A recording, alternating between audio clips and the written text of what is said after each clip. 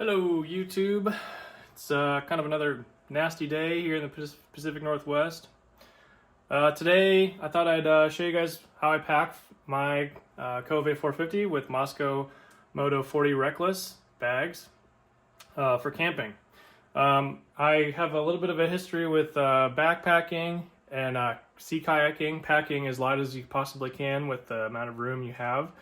So this kind of background has really helped me with how I pack for my motorcycle trips, especially with such a small baggage. 40 liters or whatever you can get out of these things is a little bit difficult sometimes. So going with just the bare necessities is essential. So anyway, let's get in here.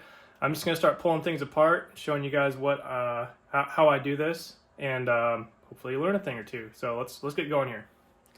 Okay, so we'll take a closer look here. I'm not gonna, I don't have everything strapped on here like I normally would. Obviously, like the chair and then this bag and my first aid kit are kind of just hanging loose, as well as the bear spray. This is kind of how I'd run the bike if I was gonna do a BDR or something similar. Weight for the Cove is a big issue because the entire rear fuel tank here, I'll say it once, I'll say it 1,000 times, it's all plastic down there. So there's not a ton of support that you get from for being able to pack a lot of luggage. So that's another reason that going with the 40s is a little better than going with the 80s, because you have to force yourself to pack a little bit lighter. So anyway, I have the bag strapped on here without the luggage rack. I actually, believe it or not, have two luggage racks over here. One is brand new, haven't even used it. Kind of got myself into a little bit of a pickle with the places I ordered them from, and then I have a much nicer one I got from the Cove USA Power Sports page, or Motor Toys, I can't remember. But anyway, I have these things strapped on around the main frame here, with kind of a little setup. I came with them up with my own, just with some, I think that's 1 1/4 webbing. It might be just 1 inch.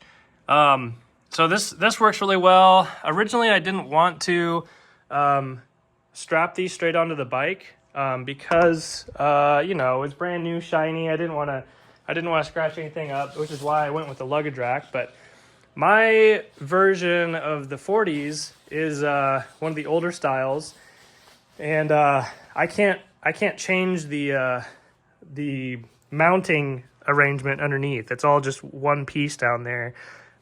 So I have a little piece of foam I have cut out here, which I normally put underneath the bags. So anyway, I'm just kind of doing a quick and dirty thing here as far as how I pack. A couple of things I've changed since I did the Grip Twister tour were the addition of the Moscow, oh, I can't remember the name of this one. I thought it said on here. Oh, the Nomini or Nomini. Anyway, nice little bag, fits this bike really well, and it has enough room to put sunglasses or tools, or I have my inReach, and then I also have my GoPro batteries charging in here all the time. So pretty handy, some recording equipment, some other little odds and ends. So that's really handy. And this is one I just got, which I haven't filled up yet. I'm planning on putting all my tools in here, but I still have my tools in a different pocket. Anyway, that's just a little handlebar bag from Moscow. So here we go. I'm just gonna start pulling things apart, and I'll kind of talk about things as I go. I'm not sure if I have every single thing packed that I would for a trip, but hopefully this kind of gives you the gist of what I bring along. So bear spray, must. Some of you guys maybe bring a gun. I think bear spray is a little easier to use out here in the Northwest, at least. Between cougars and bears as well, I just think it's easier to spray a spray rather than try to shoot a bullet at something that's attacking you, especially in the dark. Anyway, you guys are probably like, wow, this guy makes a lot of money. No, I'm broke. I just have a ton of Moscow gear. I'm rich in Moscow gear. Tent pole bag. This is really handy. I didn't want the tent poles just out in the elements. And then the chintzy bag that they usually send you with the tent poles rips, you know, super easy. Amazon purchase here. Just a little, this isn't even aluminum or anything. I think the legs are steel. Seems silly that you're sitting down all day long, but you need somewhere a little more comfortable to sit when you get to camp. This is kind of this is supposed to go on the fender. This is one of those, it had hooks on it, but again, I replaced it with some 1-inch webbing. It's supposed to go up here. I just didn't like the arrangement of how it looked. Plus, with how the fender moves back and forth, it was kind of rubbing on the underneath the headlights and the fairing. This is my... I'm running mooses still. I have the factory mooses in, but I have a tube in here and tire spoons just in case one of the mooses gives out. So, and then, you know, everyone I ride with has tubes, so it's kind of nice to bring a spare in case something happens to them. Oh, let's see.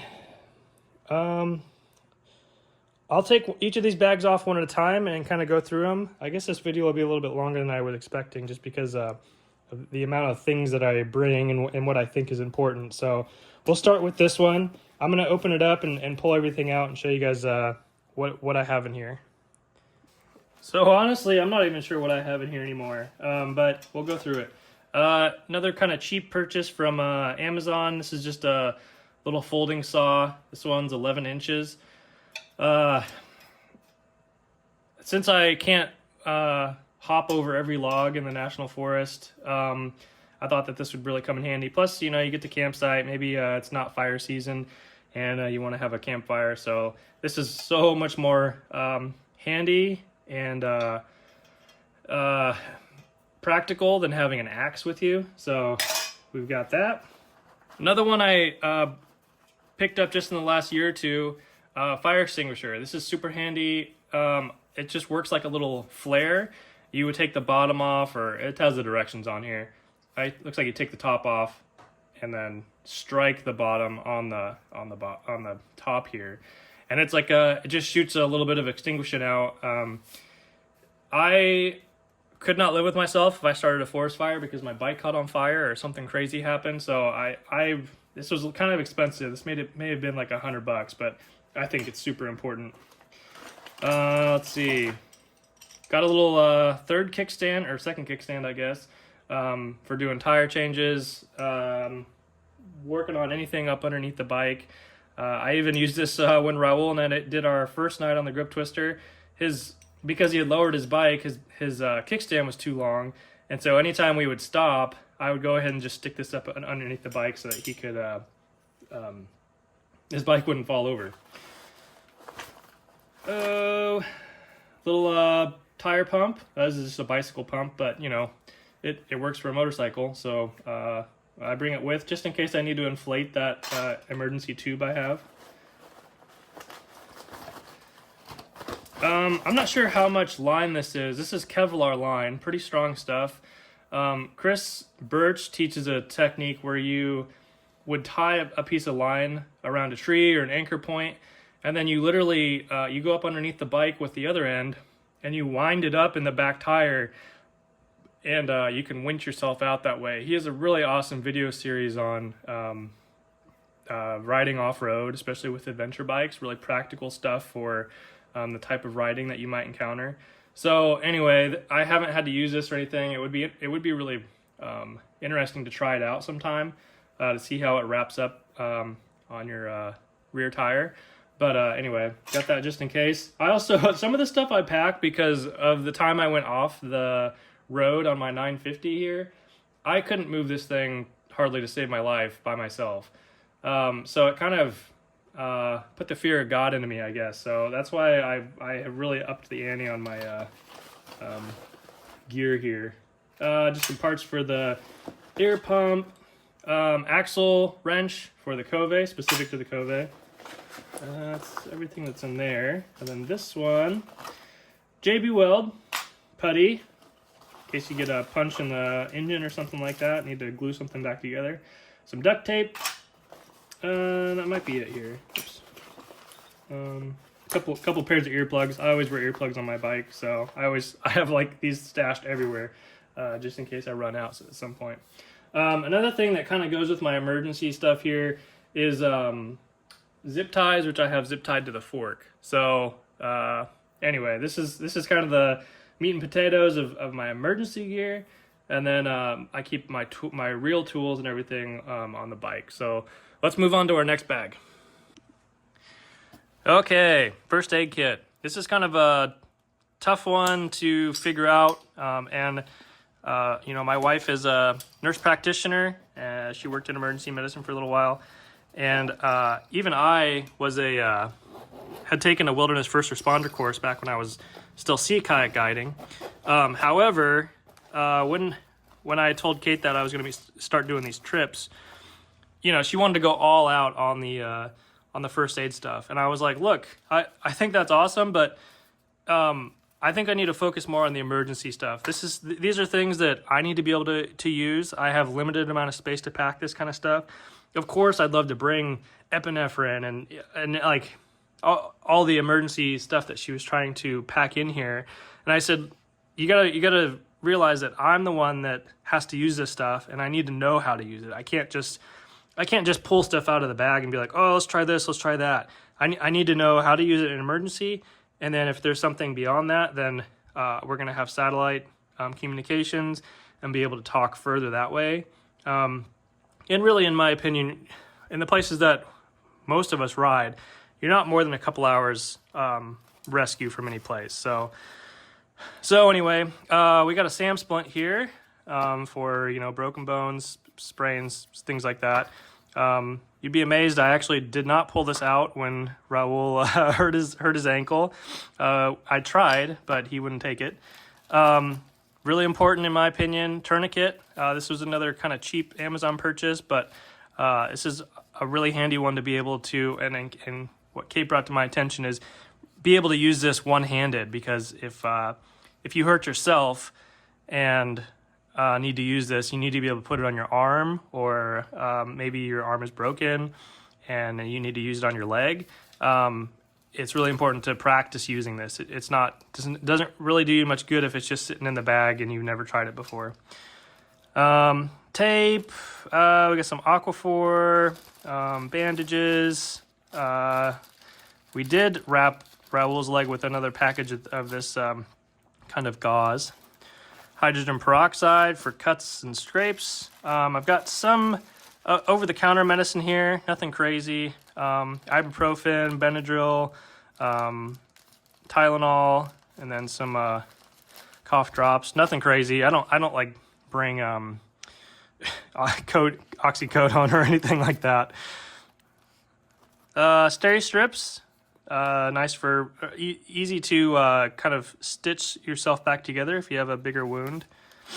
This is something that Kate was able to get me. This is basically super glue. Honestly, according to the Wiffer class, you can just use regular super glue. This is the medical grade stuff, but maybe just a little thing of super glue isn't such a bad idea. And then quick clot. These are really cool. Military proven, and it's got the directions on the back for how to use it. So really handy. Again, this is really like basic emergency medicine, nurse practitioner approved for the type of riding I do. I also have some Band-Aids and some other little things in there, but that's kind of it for what I bring. And then again, if we need emergency services past that, we're going to be calling for a helicopter, ambulance, somebody to come, like search and rescue, to come get us. This is really just designed to be the first responder, first response in the case of emergency or injury. So that's what I bring. I haven't refilled everything since Raul hurt his leg, but that's what we got. So, all right, next bag. I don't have anything in my Oxpox things here now. I was putting like a bit of spare oil. I think I have one of these. It wasn't this one. I think it's over in my box. Was full of whatever this thing takes. I think 10 weight 40 or something. But So I had one of those on that side, and then the other side, I think I had actually put my tools in so that there was less in my top dry bag. Another thing I think is really important to pack is I have the jumper cables here, but is this little jumpstart pack. This one's actually for a car. If you just type in small car jumpstart pack, you'll find these things. It not only is going to start your bike in an emergency, but it is also a really handy battery, like if you're going to charge your phone overnight or something like that. So I usually have this one just strapped up here. I think it's okay if it gets a little bit wet. Lithium is not supposed to get wet or submerged, but I think it's okay if it gets rained on. And then I usually just have a short little USB that charges it throughout the day. So that's where I keep that. I could probably keep this probably in my handlebar bag now. But anyway, that's if I had any advice for somebody, do not forget something like that, because especially if you're going by yourself, because if your bike doesn't push start very well, or you end up at the bottom of a hill, you're gonna have a hell of a time getting the thing started in the morning if you accidentally left your tablet on or something like that overnight. So I think that's kind of it for the bike. All right, so this is my main pack that I use up on top of the Moscow bags. Instead of using the little, maybe you can see it over there, that little bag, which is handy. It's a 8 liter, so not a lot of storage room there. It does turn into a backpack, which is a cool feature, but I have this one, which I want to say this is a 20 liter, maybe. Oops, sorry. Again, another cheap Amazon purchase, but it's pretty nice quality dry bags. In here, let's see, I'll start here. This is something I really gotta change. And it's something I'm working on. This is my toolkit. I have two chain lubes for some reason. I'll just dump it out. I haven't taken the Cove all the way apart, so I don't really know exactly everything that I need to take the bike apart. But these again are just like some emergency tools. And I thought that I had, I don't see it. I used to have a funnel that went with this piece of hose for putting oil on the bike, but I don't have that anymore. So crescent wrench, extension, 3/8, just some random sockets.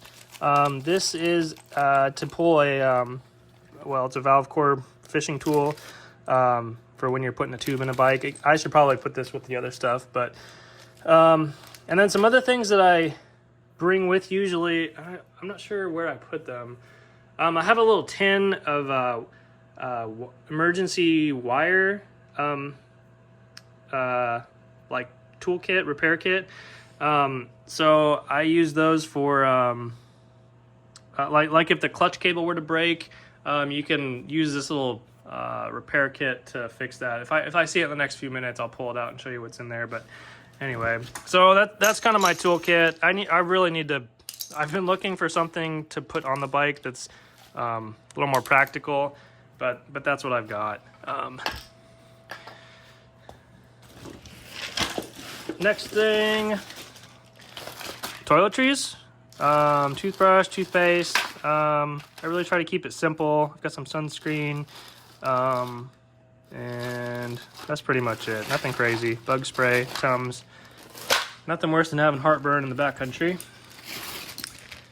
Extra cords and splitters and things like that, just so I can charge everything that I need to on the bike at night.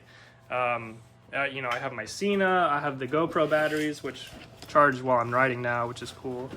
But it's always good to have extra wire or charging cords and things in case one of them breaks. I've got a little towel, a little rag. This is another thing I'm planning on downgrading or going smaller on. Jet oil works extremely well, almost too well. If you've seen my other videos, maybe you've noticed this is this is really like everything I bring for cooking. I mean, I have instant coffee. I don't do creamer or powdered cream or anything like that. I do have a lighter just in case the igniter stops working. This thing boils water super fast, which is really nice. But I'm not super happy with how big the pot is. It's just not the type of cooking that I do. You know, I'm pretty much always going to use backpacker pantry or some sort of dehydrated fuel meal pack. Another thing that I would probably do for breakfast would be like instant oatmeal. Anything that is dehydrated, packs well, and then only needs water to be able to eat. So I'll come back to that because I do have a backpacker pantry meal in there. But wet wipes, it's kind of nice to have. Regular toilet paper. Oh, I've got some socks in here. I think I packed some. I haven't cleaned this out since the last time I did a trip. So some underwear, more socks, a shirt. I have a headlamp. Always really important to have a source of light. Talking to some survival guys or, you know, guys up in Alaska, some of them say that of anything that they could bring into the backcountry with them, it'd be a source of light, because it's not very fun when it's pitch black out and something comes walking past you in the middle of the night. You don't know what it is. But looks like I got an old granola bar in here. Ziploc bags. I try to put everything in Ziploc bags because as soon as you put something wet back into a dry bag, it never dries off. So, oh sweet, here's the emergency repair kit. Let me get this open real quick. There we go. So in here we've got various types and sizes of wire ends that you'd use on a clutch cable or a brake cable, or I don't know, whatever you would have, and then quite a bit of extra wire as well, different ends on that as well. So anyway, that needs to go with my toolkit or repair kit. 3 mac and cheese. So food that I take on the trip is really basic. Again, because I'm not trying to starve myself out there, but I'm also not really trying to bring anything perishable for a couple reasons. I really tried to do as much. Here, I'm going to turn the camera around for this part. Because I have access to restaurants, gas stations, things like that, I really try to do most of my eating at establishments rather than out in the backcountry. One of those reasons is cleanup. The second is packability. And then the third, I would say, is wildlife. I don't want to have to hang my food at night. I try to put everything, except for trash, in pre-sealed packages that you don't really have to worry about a bear getting into or raccoons getting into in the middle of the night. So I really keep the backpacker pantry meals as emergencies. Like let's say, and this did sort of happen out in my last day on the Grip Twister, there was a stretch where I thought I was going to be able to eat at a restaurant, and then I got out there and there wasn't anything. I hadn't done my research. And so if I had stayed an extra night, I probably would have torn into this thing for dinner. Otherwise, everything that I eat other than that, I do coffee, granola bars, protein bars, anything quick and easy that I can grab, and I don't have to sit down and it's nice to take breaks from time to time, but I'm not going to bring anything perishable, and B, I want to be able to eat it quick and keep going on my way. So that's why I do a lot of the granola bars. This probably leaves a lot to the imagination, especially if you eat more. And don't get me wrong, towards the end of that second day when I thought I was going to stop at a restaurant, I was dying. I was super hungry. I almost tore into this backpacker pantry meal at lunchtime or slightly after, because I was like, I need to put something bigger in my belly. So that was a big wake-up call. Another thing that we learned in the Wilderness First Responder course when I took it, this was probably 10 years ago now, but Snickers bars have everything you need in them. There's sugar, protein, everything to keep you going, and they pack well unless it's really hot. So another thing to bring with you if you're thinking about it, thinking about packing stuff. So that's kind of my spiel on food and cooking. I keep it simple. I like to go light. Plus, on Moscow 40s, I mean, where are you going to put that stuff anyway? So, so that's what I've got going on here. This is my big bag. I leave it probably half or 3/4 packed in this 20-liter dry bag. That way, if I pick up things along the way, like, you know, maybe I am gonna try to cook something that night, or pick up a souvenir or something where I need to have a place to put it. If otherwise, if I was packed to the gills and I stop and realize I forgot something or I need to pick up something extra, I can put it on the bike. So yeah, let's move on to our next couple bags. I don't really have much else. It's pretty much just the tent and what I put in the tent. So let's move on to that. Okay, I put my mug here more for aesthetics than anything. It gets nice and dirty when I'm on the trail, so, but it makes the bike look cool. So this side, I've got a pillow. This is a pretty cheap one. Again, I really should invest some money in getting some smaller stuff. It's not very heavy. It's just kind of bulky. Pretty important piece of gear as I get older is having a something to lay down in, or I mean, put my head on at night. And I'm past the age of putting like a puffy jacket or something underneath my head. Another one I really need to downsize on, even though this is an extremely comfortable sleeping pad, it's just really big. I think this is like the REI Air Rail something or other.